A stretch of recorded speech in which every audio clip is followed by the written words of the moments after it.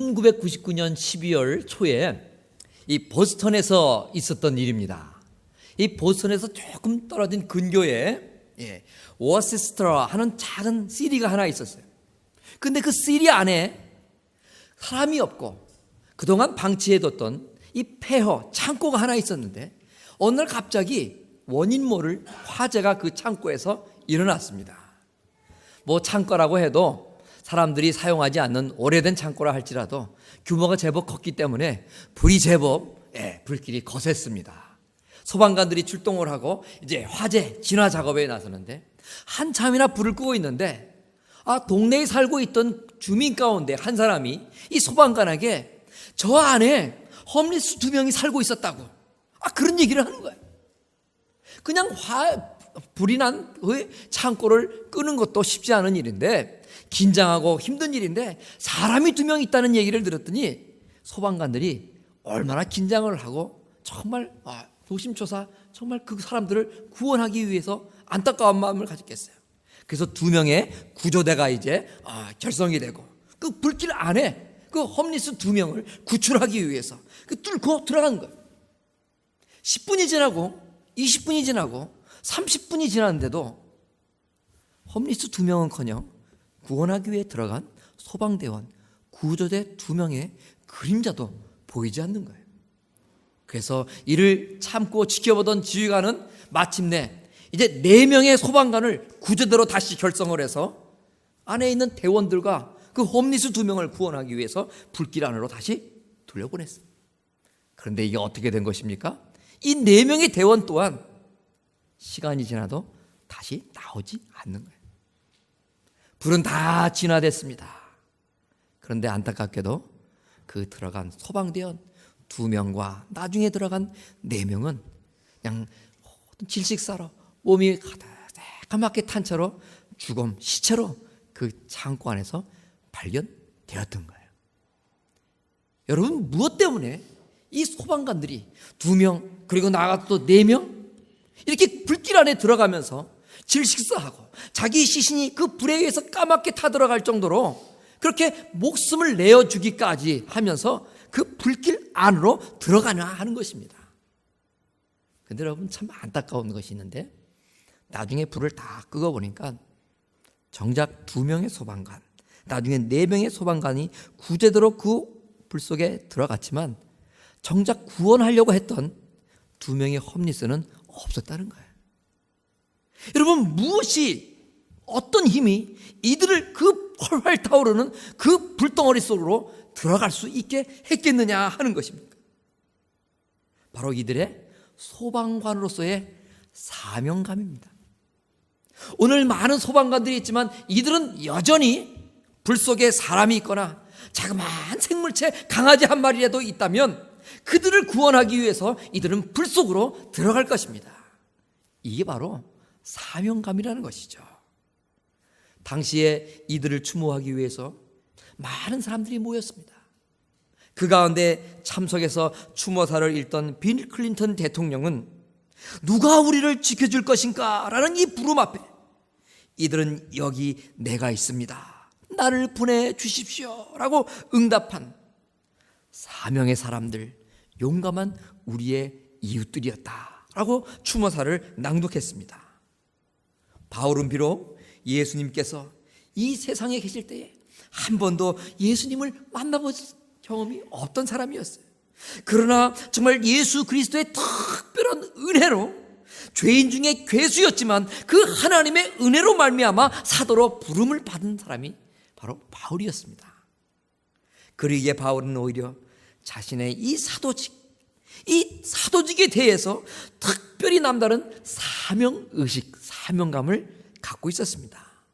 그래서 성경을 보건대 그 어떤 12사도 가운데의 한 명보다도 더욱더 헌신적으로 하나님 아버지의 일을 감당했고 그 어떤 사도들보다도 사명감에 불타올라 주 예수 그리스도의 복음을 증거했던 것입니다. 오늘 본문의 말씀은 바울이 자신의 이처럼 사도직, 즉 복음 전파의 직분에 대하여 자신의 마음의 각오를 고백한 말씀 가운데 한 부분입니다. 여러분, 그럼 이처럼 특별한 사명의식을 지녔던 이 바울의 복음 전파의 태도는 어떠했겠어요? 오늘 말씀을 보면 바울은요, 하나님의 복음 전하는 것을 결코 자랑거리로 여기지 아니했다라는 것을 알 수가 있습니다. 예전에 제가 고국에서 사역하던 모 교회에는요, 1년에 300명 이상 전도하는 권사님들이 5명 이상 있었어요. 그냥 한번 데려오고 마는 것이 아니라 완전히 정착시키는, 그래서 교인이 되고 그 가운데 또 다른 권사가 된 분들도 많이 있었는데, 그렇게 300명 1년에 전도한다는 것이 쉬운 일 아니에요. 이런 분들이 한 5분 정도 있었는데, 이분들은요 정말 모든 자신의 것을 다 투자하면서 영혼 구원을 하는 거예요. 그런데 이렇게 열심히 전도하다 보니까 1년 마지막 날에는 이제 전도 시상이 있는데, 그 5분들이 그 전도왕, 올해의 전도왕 상을 받기 위해서 그냥 선의의 경쟁들을 하는 거예요. 한 명이라도. 그래가지고 까딱 교구 목사님이 그 전도한 사람, 아무개 권사님이 전도했는데 뭐 스스로 전도했다고 처리했다든지 그러면 아주 거세게 와서 항의를 하는 거예요. 이분 내가 전도했는데 자진해서 등록했다고 그러니 목사님 이거 잘못한 거 아닙니까? 살펴보니까 그분이 권사님이 전도하신 거예요. 그래가지고 어떤 경우에는 한 명 차이로 전도왕이 되기도 하고 또 한 명 차이로 전도왕이 되지도 못하게 되는 경우도 있어요. 이처럼 이 전도왕 상을 받기 위해서 선의의 경쟁을 하게 돼요. 이렇게 열심히 전도를 하니까 이 전국 팔도 강사에 있는 교회들이 이제 가끔마다 이제 이 전도 강사로 이분들을 초청해서 이제 어떻게 하면 전도를 잘할 수 있는 것인가, 이 간증을 듣는다 이 말이죠. 그래서 이분들이요 나중에는요 목사님들보다 더 바빠졌어요. 전도하랴, 팔도강상 부르는 데로 가서 전도 집회 강증하자, 아주 바쁜 나날을 보내게 되는 거예요. 이분들이 이제 자신들의 그 전도하고자 하는 그 열정, 어떻게 전도했는지 그 전도의 방법들을 하는 곳마다 이제 아름답게 이제 복음을 전하기 시작했어요. 그런데 그 중에 어떤 분들은요 처음에 이렇게 순수한 마음으로 정직하게 자신의 그 전도의 모든 삶을 나누었는데 우연히 간증 테이프를 듣게 되는데 그만 그 속에 거짓말이 들어가기 시작하는 거예요. 사람들 앞에 더욱더 인정받고 싶어하는 마음, 자신의 이 전도에 대한 사역을 더욱더 확장해서 사람들에게 감동을 주고 싶어하는 마음 때문에 점점 거짓말이 들어가는 거예요. 그래서 어떤 분은 담임 목사님이 그런 사실을 알고 확인하고 더 이상 그분을 외부의 전도 집회 간증자로 나가지 못하도록 명을 내리신 그런 대상자도 있었어요. 여러분 성경에 보면요 복음을 들고 산을 넘는 자들의 발길이 아름답다 이렇게 말씀을 하셨어요. 사실 예수 그리스도가 전한 하나님의 복음 그 자체는 세상 모든 사람들에게 널리 전파되어야 되는 거예요. 그렇기 때문에 이 복음 하면 우리 믿는 이들의 자랑이며 영광인 것이죠. 그래서 간혹 사람들은 복음의 영광과 더불어서 그것을 전하는 자에게 영광을 돌리기도 하고 부러워하기도 하고 박수도 보낸다 이 말이죠. 여러분 300명 전도, 우리 가운데 100명 전도하는 분들이 있다 보세요. 얼마나 그분이 존경스럽고 얼마나 그분이 수고했다고 우리가 박수를 보내겠냐 이 말이죠. 나중에는 그런 하나님의 영광을 위해서 해야 될 우리들이 결국에는 사람들의 박수를 받기 위하여 교만한 마음을 가질 수도 있게 되는 것이고, 앞에 제가 설명드렸던 그 권사님들 가운데 실제로 그런 분들도 계셨다는 거예요. 여러분, 그런데 오늘 말씀 16절 말씀을 보세요. 내가 복음을 전할지라도 자랑할 것이 없음은, 내가 복음을 전합니다. 바울은 열심히 복음을 전했어요. 그래도 그 복음을 열심히 전했지만 바울 자신은 자랑할 것이 없다, 이렇게 말했던 것입니다. 우리들의 신앙의 선배이고 가장 훌륭했던 이 복음 전도자 바울은 결코 복음 전하는 일은 나 개인적인 자랑거리가 될 수 없다, 이렇게 말씀하고 있는 것입니다. 복음 전파의 일로 인해서 결코 하나님께서 영광을 받으셔야 될 일이지 내 자신이 그 영광을 가로채고 내가 사람들로부터 칭송을 받을 일이 아니다, 이렇게 말하고 있는 것입니다. 사도행전 14장을 보면 이 바울 어느 날 바나바와 함께 이방에서 전도를 열심히 했습니다. 그런데 이 전도하다 보니까 하나님의 능력을 덧입게 되고 성령 충만하니까 여러 가지 기적과 표적들을 망해가게 되는 거예요.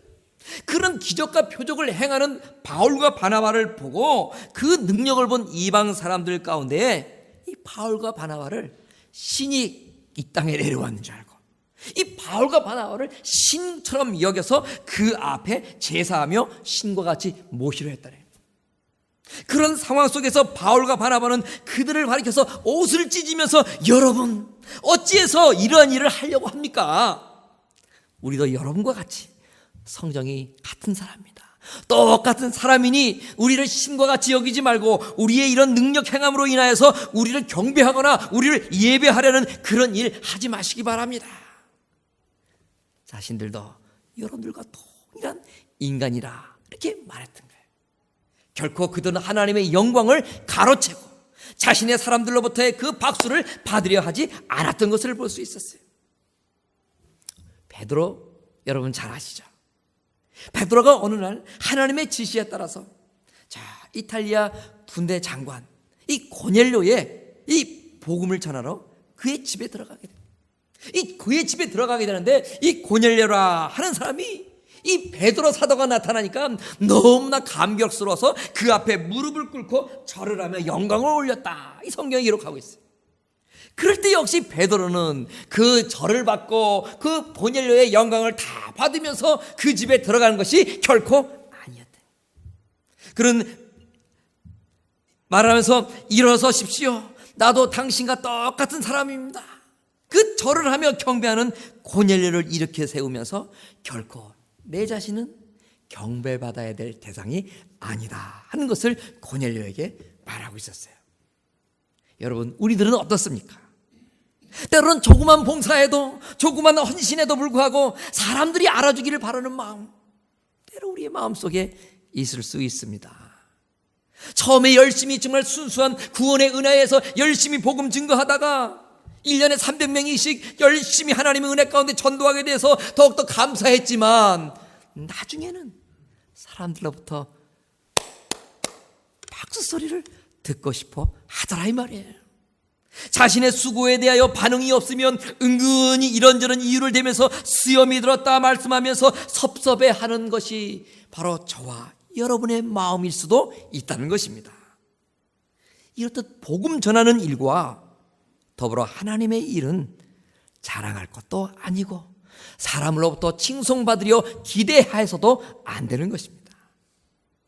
봉사하면서 헌신한 후에 사람들의 칭찬을 바라면서 기대하는 바로 그 순간 더 이상 우리들의 그 헌신과 봉사는 하나님에 대하여 한 것이 아니라 사람들에게 한 것이 되고 마는 것입니다. 두 번째 보면요, 바울은 복음을 전하는 일을 마땅한 일이다 여겼습니다. 16절 말씀을 다시 한번 보면 내가 복음을 전하도 자랑할 것이 없음은 내가 부득불할 일임이라 이렇게 말하고 있습니다. 바울은 자신이 복음을 전하는 일을 자랑할 일이 아니라 말한 것에 이어서 전도는 부득불할 일이다 이렇게 말하고 있는 것입니다. 복음 전파의 일이 자신의 의지에 따라서 해도 되고 안 해도 되고 이렇게 하고 저렇게 하고가 아니라 내 의지와는 관계없이 내 마음과는 관계없이 당연히 해야 되는 일이다라고 바울은 여겼던 거예요. 내가 부득불할 임이라. 여러분, 여기서 이 부득불할 임이라 이 말씀, 이게 무슨 뜻일까요? 우리가 잘 알고 있는 NIV 영어 성경에 보면 I am compelled to preach. compelled, 제 사전을 찾아보니까요, 강권하다는 얘기예요. 억지로 무엇인가를 지키다는 뜻이에요. 이 수동이 됐으니까 억지로 누군가에서 관건적으로 이 일을 안 하면 안 될 수 있는 상황으로 몰려지는 바울 자신을 얘기하는 거예요. 내가 정말 누군가에서 억지로 밀려서 프리칭을 했다는 거예요. 그 바울의 마음을 이처럼 강권하고 억지로 밀고 바울의 그 몸을 이방 세계로 강권적으로 떠다 미신 그분이 누구냐 이 말이에요. 바로 바울 자신의 의지가 아니라 하나님 아버지였던 거예요. 바울은요, 하나님이 이처럼 강권적인 그 역사하심으로 말미암아 부득불할 임이라 저항할 수 없었다는 거예요. 포기할 수 없었다는 거예요. 핑계댈 수 없었다는 거예요. 하나님이 하라 하시는 그 말씀 가운데 순종하며 그 사명을 감당할 수밖에 없었다라고 말하고 있는 것입니다. 하나님의 일인 복음 전파의 직분은 자신의 선택에 의한 직분이 아닌 것이죠. 하나님께서 맡기신 사명인 것입니다. 사명은 해도 되고 안 되는 것이 아니라 우리 모두 다 감당해야 될 일입니다. 활활 타오르는 그 잿더미 속에 불구덩 속에 사람이 있고 동물이 있으면 소방구로서 마땅히 사명은 무엇입니까? 그 불을 꿰뚫고 들어가서 그 안에 있는 생명체들을 구원하는 것, 이게 바로 사명인 것이죠. 하나님의 일은 복음 전파의 직분에 의해서 정말 이처럼 사명이라 여기고 감당하는 사람들에 의해서 복음은 전파되는 것입니다. 복음이란 한마디로 구원에 이르는 길을 소개하는 하나님의 말씀이죠. 그 구원에 이르는 길, 성경을 보면 그럼 과연 어느 분이 그 복음에 이르는 길을 완성시키셨습니까? 하나님이 계획하시고 바로 예수 그리스도께서 십자가에 달리심으로 그 구원의 길을 완성하신 것을 우리는 말씀을 통하여 이미 알고 있습니다. 그러므로 이 복음이라 할 때 이 복음은 예수 그리스도요 곧 구원이라 하는 것입니다. 세상의 지식이 아무리 많고 세상의 조건들이 아무리 좋아진 이 세상이라 할지라도 그리스도가 전하신 이 복음에 의하지 않고는 참당한 평안 누릴 수가 없는 것입니다. 예수 그리스도 이 복음 통하지 않고는 참다운 믿음도 누릴 수 없는 것이고 참다운 생명, 영생, 구원 우리가 누릴 수 없는 것입니다. 오직 복음만이 그리스도 예수의 비밀을 알게 해주고 오직 복음만이 하나님 나라에 합당한 자로 인도하는 것이기 때문인 것입니다. 그러므로 이 복음은 바로 이렇기 때문에 모두들에게 전파되어야 될 천국의 기쁜 소식인 것입니다. 바로 이런 복음의 놀라운 능력으로 인하여 하나님의 자녀가 되고 바로 생명을 소유하고 더욱더 참다운 평안을 지니고 하나님의 자녀된 저와 여러분이기 때문에 오늘 소방관과 같이 사도 바울과 같이 부득불할 임이라 순종할 수 없습니다. 거역할 수 없습니다. 핑계댈 수 없어요. 하나님의 이런 사명 앞에 우리들은 아멘 하고 감당해야 되는 것이 바로 사명자로서 복음 전파다 하는 것입니다. 하나님의 일은 선택의 여지가 없습니다. 그러나 오늘날 많은 사람들은 그 길이 고난의 길입니다. 그 길이 환난의 길입니다. 그렇기 때문에 할 수만 있으면 나는 못해요. 나는 못해요. 자꾸 피하려고 하는 겁니다. 쉬운 거 하고 싶다. 전도 나는 못하고 다른 사람이 할 일입니다. 저는 전도 관계가 없는 사람입니다. 전도 저는 못합니다. 왜 이렇게 핑계를 대고 주저하는 겁니까? 우리 모두에게 맡겨주신 사명이라는 그 전도는 사명이다 의식이 결여되어 있기 때문인 거예요. 자신을 부르는 하나님께 하나님 나는 아이예요. 그래서 저 이스라엘 백성들에게 하나님의 메시지를 다시 선포할 수도 없습니다. 하나님 나는 어린 아이입니다. 그래서 이스라엘 백성들을 구원할 수도 없습니다. 예레미야는 하나님 앞에 울며불며 항거했어요. 그러나 강권하신 하나님, 그 하나님의 말씀 앞에 예레미야는 끝내 아멘 하면서 하나님의 그 메시지를 동족 이스라엘 백성들에게 증거했습니다. 니네웨로 가서 복음을 전파하여 회개케 하라. 어느 날 요나 선지자는 하나님의 말씀을 명령을 받았습니다. 강권하신 하나님의 말씀 앞에도 순종하지 못하고 오히려 등을 지고 세상으로 내려갔던 요나였습니다. 다시스라는 곳으로 도망하는 그 요나, 강권하시는 하나님 앞에 요나는 다시 정말 패하게 되고 하나님의 그 명령 앞에 순종하여 부득불 니느웨로 가서 복음을 전하지 않을 수가 없었던 것입니다. 오늘 바울도 그처럼 기독교인들 어느 곳에 있다 하면 정말 박해하고 괴롭혔던, 심지어 스데반 집사님을 죽이는 데 앞장섰던, 그렇게 완악한 심령을 가졌던 이 바울, 그래서 죄인 중에 내가 괴수다 하고 자신의 지난날의 삶을 고백했던 이 바울도 예수 그리스도를 만나며 그 하나님이 자신에게 부여하신 그 사도직, 하나님의 복음을 전하는 일을 마치려 하는, 나의 생명을 조금 더 귀한 것으로 여기지 아니하노라 고백할 수 있었던 부득불 복음 전하는 전도자의 삶을 살았던 것입니다. 이처럼 하나님의 일은 내가 싫다고, 내가 좋다고, 싫고 좋음에 따라서 내가 할 수도 있고 하지 않을 수도 있는 일이 아닌 거예요. 내가 해도 되고 안 해도 되는 일이 아니라는 것이죠. 당연히 해야 되는 사명이라는 것입니다. 왜냐하면 하나님의 일은 반드시 이루어져야 할 것으로, 그 이루어져야 될 일을 이루는 사람을 바로 저와 여러분을 지명하여 불렀기 때문입니다. 1994년에 워싱턴에 한국전쟁 참전 비문이 세워졌습니다. 그리고 많은 군사들, 몇 명인지 제가 알았는데 그 공원에 그 군사들 숫자도 제가 잃어버렸어요. 그 비문에는요 이렇게 글씨가 써여 있습니다. 한 번도 만나보지 않은 국민 코리안, 자신들이 결코 알지 못하는 나라 코리아를 지키기에 그 나라 가라 하는 그 부름에 응답한 우리의 아들과 딸들, 우리 모두는 그 부름에 응답한 조국의 아들과 딸들을 존경한다 이렇게 기록되어 있어요. 부름에 응답한 우리 조국의 아들, 딸들, 거역하지 않고 조국의 사명, 그 미션에 따라서 이 조국 대한민국 우리나라에 가서 전장터에 주검으로, 시체로 수도 없이 헤아릴 수 없는 젊은 청년들이 우리 조국 대한민국의 주검으로 인생을 마친 거예요. 바로 이들은 사명을 따랐던 사람들이었습니다.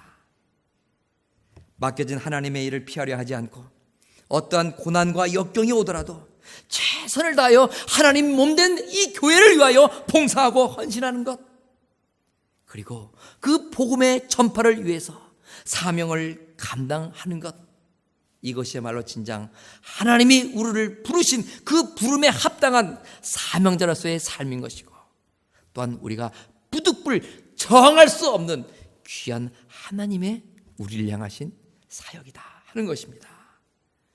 네가 죽도록 충성하라. 그리하면 내가 생명의 면류관을 너에게 주겠다. 우리 주님 말씀하셨습니다.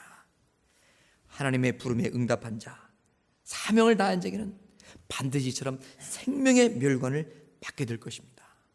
여러분 주보를 보시면요, 주요 안에는 편지 봉투가 있을 것입니다. 한번 열어보십시오. 어떤 분 편지 봉투에는 100불 캐시가 들어있을지도 모르겠어요. 열어보니까요 이런 편지지 하나가 있죠. 제가 카드로 만들까 어떻게 할까 하다가 이렇게 초청장을 종이에다 이렇게 만들었습니다. 그리고요 이것을 여러분 속에 하나씩 다 넣은 겁니다. 여러분들이 구원하기 위해서, 전도하기 위해서 기도한 분이 있다면 여러분 이 초청장을 그분들에게 한번 꼭 전해보십시오. 저는 이걸 준비하고 이미 한 장 제가 다 이렇게 써놨습니다. 우표를 붙이고 내일 붙이면 며칠 안에 그분의 손에 들려질 것입니다. 저는 할 도리를 다, 그분이 오는지 안 오는지 마음은 하나님이 움직여 주시는 거예요. 여러분, 내가 이 모든 일을 다 하려 하는 것, 그건 교만일 수 있어요. 바울도요 자기 자신은 복음을 전하는 일에 힘썼지 그를 주님 앞으로 인도하기까지는 모든 것을 하나님 앞에 맡겼습니다. 여러분 한번 해보세요. 이것은 피할 수 없는 일이에요. 근데 어떤 분은요 정말 뵈면요 전달분이 없는 분이 계시더라고요. 그런 분은 어떻게 하겠어요? 기도하세요. 하나님, 나도 전도할 수 있는 대상을 발견하게 해주세요. 기도하시고요, 여러분 주변에 구역원들 가운데 나는 어떤 분 전도하려고 기도합니다 하는 분 있으면 그분을 위해서 옆에서 함께 중보기도 하세요.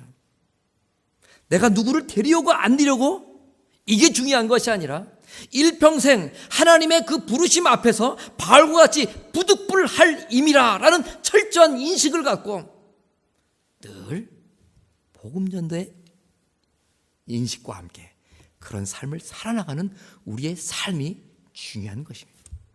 하나님은 결코 우리를 몇 명을 교회 앞에 인도했느냐 이걸 칭찬하시기보다 얼마나 그런 삶을 전도자로서의 삶을 살아왔는가 그 과정과 그 열정과 헌신과 수고와 헌신과 봉사를 하나님 보시는 거예요.